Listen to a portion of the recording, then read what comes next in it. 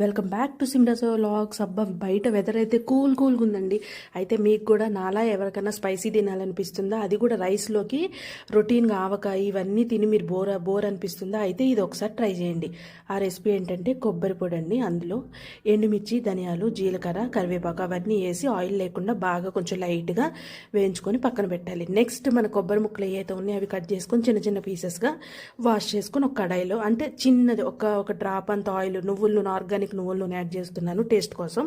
అది జస్ట్ ఒక డ్రాప్ అంత వేసి లైట్ బ్రౌన్ కలర్ వచ్చేదాకా పీసెస్ని అయితే మనం రోస్ట్ చేయాలన్నమాట స్పూన్తో. సూపర్ ఉంటుందండి ఇది. రైస్లోకైనా మన ఈవెన్ దోశల్లోకైనా పైన వేసుకొని తినడానికైతే సూపర్ ఉంటుందండి. ఒకసారి మీరు కూడా ట్రై చేసేయండి, ఓకేనా? ఇలా లైట్ బ్రౌన్ కలర్ వచ్చిన తర్వాత దానిలోకి ఏం వేసుకోవాలంటే చింతపండు యాడ్ చేసుకోవాలి. వెల్లుల్లి రెబ్బలు 3, నేనైతే పొట్టు తీయట్లేదండి, నాకు పొట్టు తీయకుండా ఉంటేనే ఇష్టం, మీరు కావాలంటే పొట్టు తీయొచ్చు.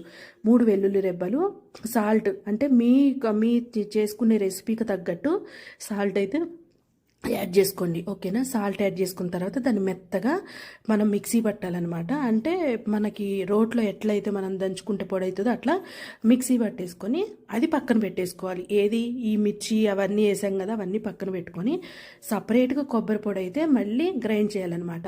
ఆ కొబ్బరి పొడి గ్రైండ్ చేసిన తర్వాత ఈ మిర్చి అవి అందులోకి కొబ్బరి పొడిని యాడ్ చేయటం అంతే, అయిపోయింది.